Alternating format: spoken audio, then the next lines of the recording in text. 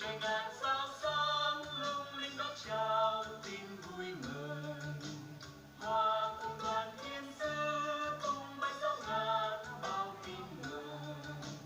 Chúa Giêsu ra đời an bình nơi nơi cho người trần gian.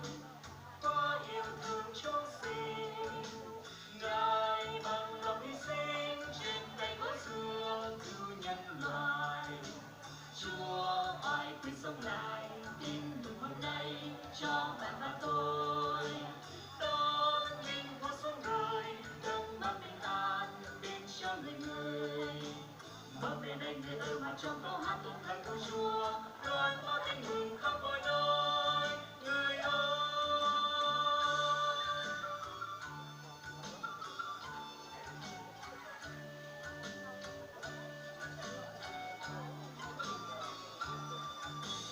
trong trời ngàn sao sáng lung linh đón chào tin vui mừng.